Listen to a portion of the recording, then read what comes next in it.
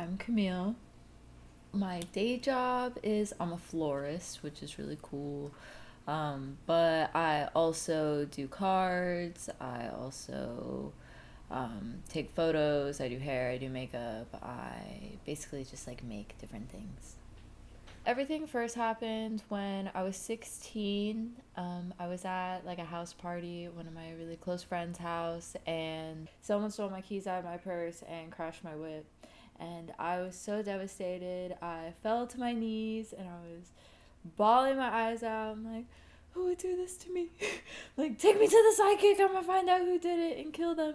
So my friend at the time, she had some cards just laying around. She's like, hey Camille, I have these cards that like a psychic would use. Just go ahead and give it a go, and like if it works, it works, and then we don't have to go to the psychic. But if it doesn't work, like whatever, we'll still go. So I'm like, all right, what do I have to lose? So I just start shuffling the cards, kind of messing with them, and I just remember like my reading just really resonating with me, and I was just like so shocked and so blown away that I could get something like that from just shuffling these cards, like it's the whole thing was just like so wild to me. So after that, I kind of had like a heightened interest in this whole spiritual realm, and then I just really wanted to learn as much as I could.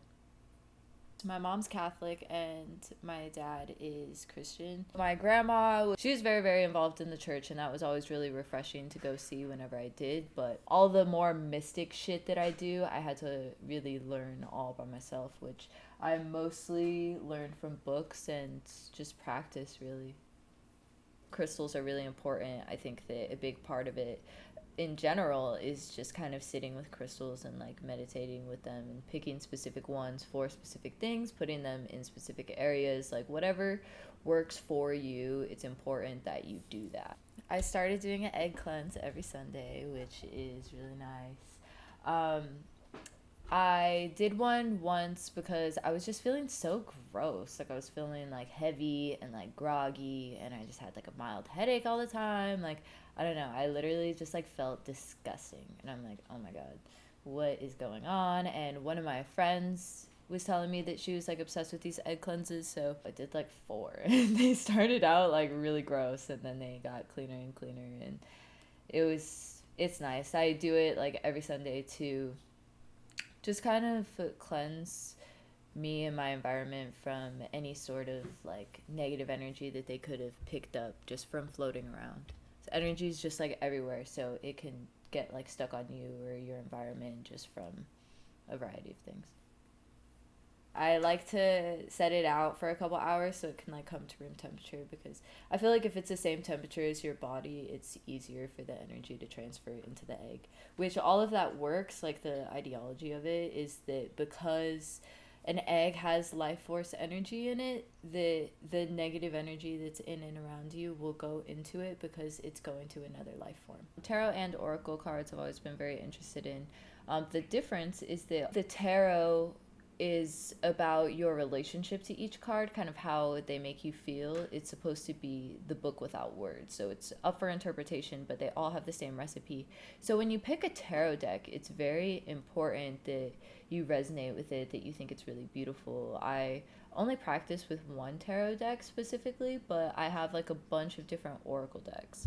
And oracle decks are a bunch of cards that all have like a general theme, and they work in the same way that tarot cards do, with the law of attraction, that like you set an intention and then you flip through and you pick them out. But oracle cards, like I have one deck that's angel answers, and it's very direct. It gives you yes, no, in 3 weeks, in 3 months.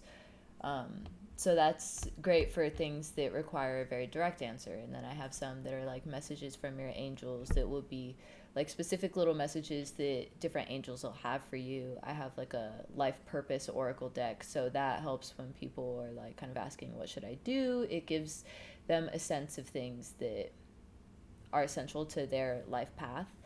And I like to use all of these cards together when I do a reading, just because I feel like everybody has questions, but a lot of the time it's a multi-dimensional question. And when they ask one thing, it's because they really want to understand a much greater picture. So by using all the different cards together, I feel like it helps give people a multi-dimensional answer and hit all the bases that they were worried about. I think witchcraft is very empowering because it allows you to take charge of a situation. It allows you to kind of feel like you have control.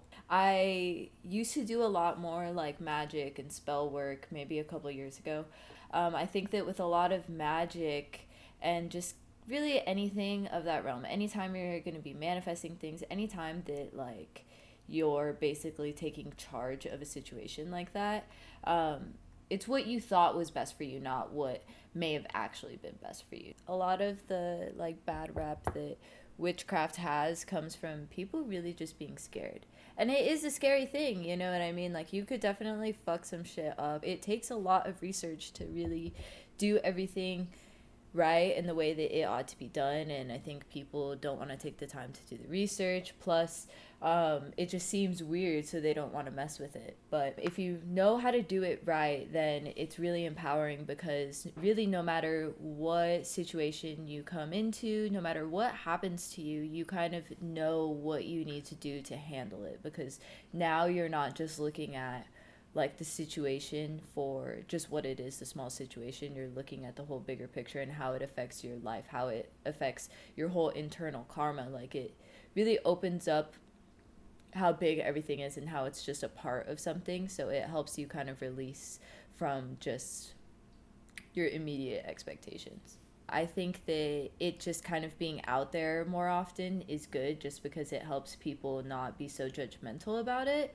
And two, if somebody wants to do more research, if they really want to learn it, you know, then that's how they found out about it, then that's awesome. I had a really good first experience, and then I also went to SWIHA, which is the Southwest Institute of Healing Arts, and I learned a bunch about like past life regressions and hypnotherapy and Reiki and other stuff like that as well. So I had a really like nurturing process. I'm very superstitious, obviously, so like I have lucky bamboo. I'm very interested in money trees. That was like my first plant that I was ever capable of taking care of. With like the flower stuff meaning things, that's all very interesting to me, because like if I'm making an arrangement for somebody and it's like a new baby or like a new home, I like to put bells of Ireland in it, which they're really helpful for like transitions and new jobs, new homes, things like that.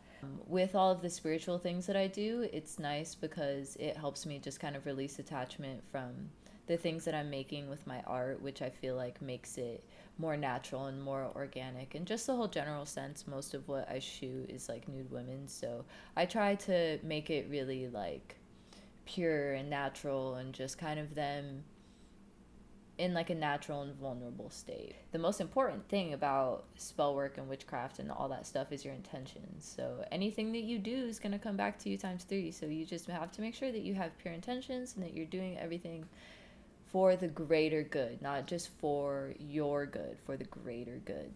It's messy, but I think all religion is kind of messy, you know? So it's just a matter of being able to kind of tread water carefully and take what resonates with you and be able to leave the rest. So if you're strong-willed and you're patient, check it out.